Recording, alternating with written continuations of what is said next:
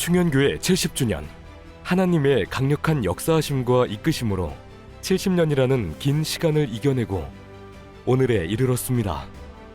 충현교회의 역사는 곧 선교의 역사였습니다. 무엇보다 충현교회는 한국교회의 선봉에서 놀라운 선교의 열매를 맺었습니다.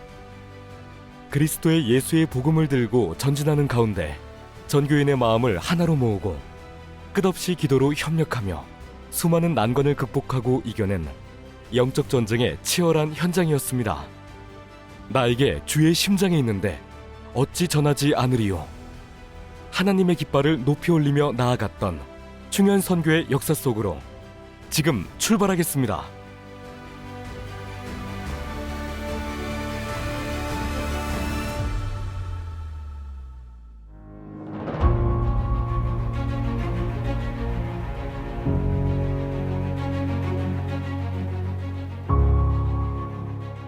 (1968년 4월에) 개최한 선교 부흥회는 우리 교회 전체의 해외 선교를 향한 열망을 불러일으키며 1968년 11월 24일 해외 복음 선교회가 창설되는 계기가 되었습니다. 당시에 쓰여진 해외 선교회 창설 취지문을 보면 선교를 향한 사명감과 결의가 가득한 것을 볼 수 있습니다. 이어서 1975년 1월 선교사를 돕기 위한 조직으로 땅끝까지가 발족되었고 1975년 1월 29일 충현교회는 선교주의를 제정하게 됩니다. 충현교회 30주년 전후에서 김창인 목사님께서 천국 일꾼을 양성하자라고 말씀하시면서 특별히 북한 선교와 세계 선교를 강조하셨습니다. 그래서 교회적으로 모일 때마다 북한 선교와 세계 선교를 위해서 기도하고 또 선교사를 찾고 또 파송하기에 이르렀습니다. 그래서 때마다 모일 때마다 기도가 끊임없이 이루어졌는데 특별히 우리 교역자들 중에서도 많은 분들이 목사님을 통해서 세계적으로 나가셔서 사역을 하시고 또 필요한 사람들도 뽑아서 보내면서 그 당시에 충현교회가 제일 많은 선교사를 파송한 교회가 되었습니다.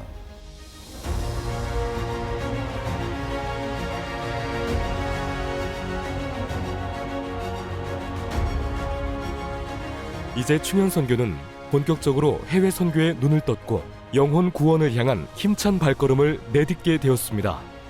교회의 역량을 선교 사역에 총동원하여 1971년 9월 9일 충현교회는 처음으로 서만수 선교사를 인도네시아로 파송합니다. 불붙기 시작한 인도네시아 선교는 이교도의 극렬한 반대와 풍습 속에서도 능력 있게 전파되기 시작했습니다. 정글 속에서 태어나고 거기서 자라며 그곳에서 빛없이 사라지는 그 영혼들. 이제 우리가 이곳에 부름을 받았으니 이들에게 옷도 입혀주고 말씀도 채워주어서 안과 밖을 주님의 것으로 모두 장식해야겠다는 생각뿐입니다. 충현교회는 영혼 구원의 열정으로 죽어가는 영혼을 살리기 위해 선교사 파송에 힘을 쏟았습니다.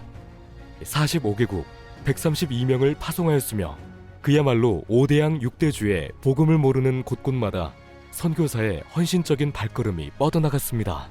선교사님들은 복음을 모르고 죽어가는 수많은 영혼을 위해 삶의 터전을 이전하기를 마다하지 않았습니다.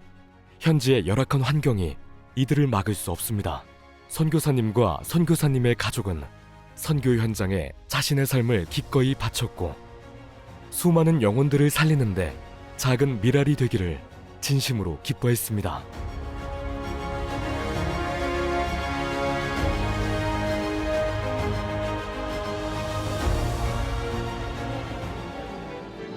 (2000년) 새천년을 맞아 충현교회는 새로운 선교 패러다임에 직면했습니다. 바로 전교인이 단기 선교사가 되는 놀라운 비전입니다. 2002년부터 우리 충현교회의 단기 선교 정책에 큰 변화를 가져오게 됩니다. 전 교구가 지역별 중심으로 단기 선교팀을 구성하게 되었습니다. 이를 위해서는 영적 전장에 나가서 승리하기 위해서는 병사의 훈련이 필요한데 그 훈련의 근간이 바로 CMTC 프로그램이 되겠습니다. 종전에는 LMTC라고 훈련 프로그램이 있었는데 이를 개편하여 충년 고유의 훈련 프로그램으로 체계한 것이 바로 CMTC 충년 미션 트레이닝 호소가 되겠습니다. 충현교회 단기 선교는 선교 행전으로 불릴 만큼 전교인이 적극적으로 참여하였습니다. 모든 성도가 동참하는 선교, 중단 없는 선교를 목표로 코로나19로 인하여 단기 선교가 중단되기 전까지 충현교회는 2043개 단기 선교팀 18,334명의 단기 선교사를 파송하였습니다.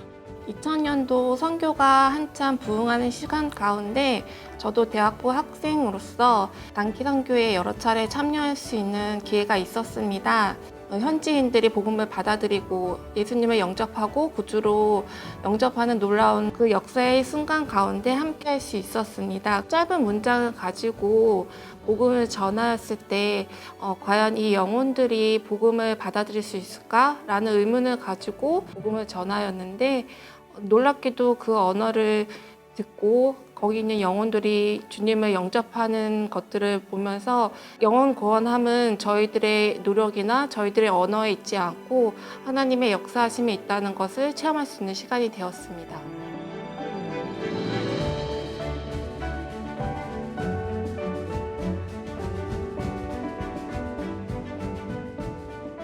충현교회 선교는 또 한 번 새로운 변화를 맞이하게 됩니다. 바로 협력 선교입니다.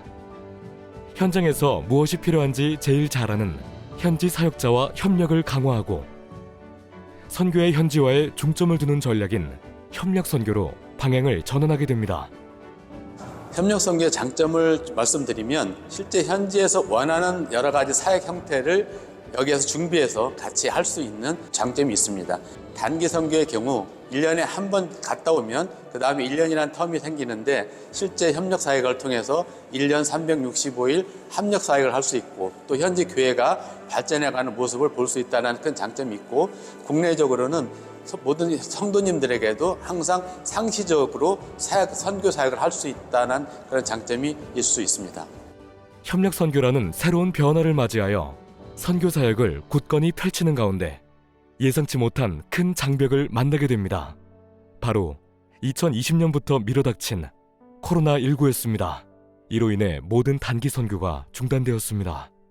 그러나 충현교회 선교는 멈추지 않았습니다. 코로나19를 넘어 온라인 선교를 준비하였고 시범적으로 스리랑카 현지와 연결하여 선교를 이어갔습니다. 마침 1교육관 리모델링으로 미디어 장비가 온전히 구축되어 온라인 선교를 펼치는데 더할 나위 없는 환경이었습니다. 코로나19로 주춤할 수밖에 없었던 선교가 하나님이 주신 지혜로 온라인 선교로 하나님이 선교는 매이지 아니하고 전해줄 수 있다는 것을 증명했던 온라인 선교였습니다. 온라인 선교는 현지와 대한민국 충현교회가 온라인이라는 기술을 통해서 복음이 전해지는 선교를 말합니다. 현지에서 전해졌던 복음의 방법과 내용들이 고스란히 온라인을 통해서 복음을 전해줄 수가 있었습니다. 온라인 선교의 맞춤형 콘텐츠로 제작되고 현지에 보급이 되어서 코로나로 인해서 막힐 수 있고 끊길 수 있었던 이 선교가 이어지고 계속해서 주님의 복음이 전해질 수 있었습니다. 코로나19의 위세가 꺾인 지금 이제 다시 충현교회의 선교의 불이 활활 타오르기를 소망합니다. 코로나 이후에 모든 교회 행사들이 정상화되고 있습니다. 단기 선교도 다시 우리가 힘을 얻어야 되는 시간입니다.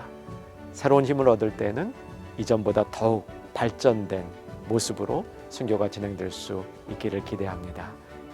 더욱더 뜨거운 마음, 정진된 마음으로 하나가 되어서 충현의 선교 같이 이뤄나가는 복된 일을 기대합니다. 충현교회의 역사는 선교의 역사입니다. 예수 그리스도의 뜨거운 심장이 우리 안에 있습니다. 충현교회 70주년 복음 들고 거침없이 전진하기를 우리 모두가 다시 한번 결단하기를 바랍니다.